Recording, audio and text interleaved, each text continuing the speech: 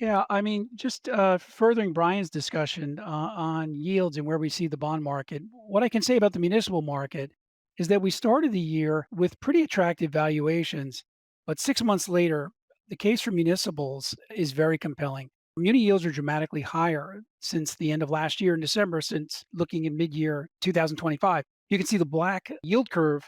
You're looking at 30-year yields at over 4.5%. A year ago, they were about 375, 376. So the longer end, longer dated bonds have cheapened dramatically. The reasons why investors flock to the front end of the yield curve. Your bonds inside of 10 years and 7 years and in yields are actually lower than a year ago. So that's the best performing area of the yield curve. Investors have been concerned about the things that many people have been, muni investors, concerned about tariff and macro policy, the economy. They're also concerned about the status of the municipal bond exemption, which put a lot of pressure on the municipal market.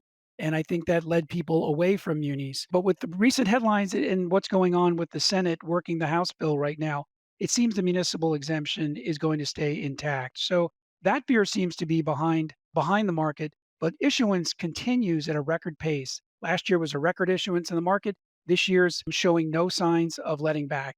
Issuers were rushing to get their bonds out in the market ahead of changes in policy. So those things have led to quite a bit of pressure in the market. As you can see from the yellow line to the black line, munis are significantly higher. Yields are elevated. We're right now hovering around a 4% after today, the overall yield to worst of the market. Other than the tariff concerns a few months back, you saw where yields did spike up. You're about 40 basis points cheaper than the start of the year, the overall yields of the market. So, historically speaking, there's a very compelling case to go to munis, especially when we look at these next two slides. One of the best ways of measuring municipals is looking at their taxable equivalent yields versus other asset classes.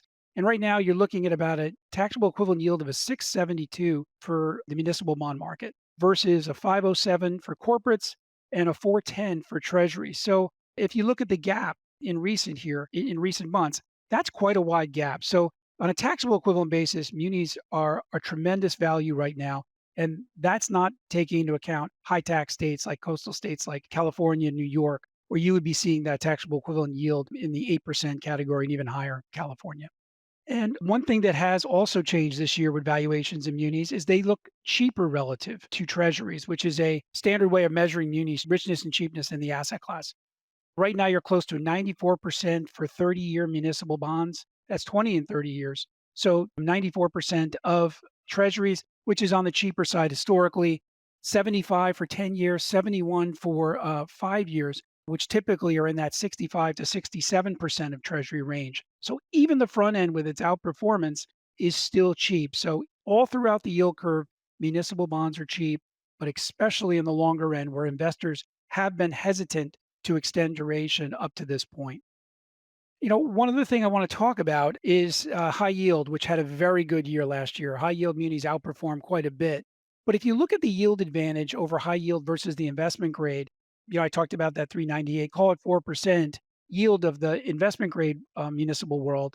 You're really only looking about a one and three quarter to 2% higher yield for high yield munis, which even though fundamentals overall have been pretty steady and strong in the municipal asset class, certain sectors have come under pressure, and the high yield space is a little bit of a different subclass within municipals for sure. If you are going to play in this space, there is appreciation opportunities, of course, but from a yield perspective, you're really looking at one and three quarters to 2% if in additional yield with significant more credit risk. So just to wrap things up, the case for munis, regardless really of where rates are headed, the yields are elevated. They look cheap to most all other fixed income, especially on that taxable equivalent basis. Fundamentals remain relatively solid for most sectors and credits. The tax exemption concerns are mostly behind us. Summer months tend to be better performing months for municipals.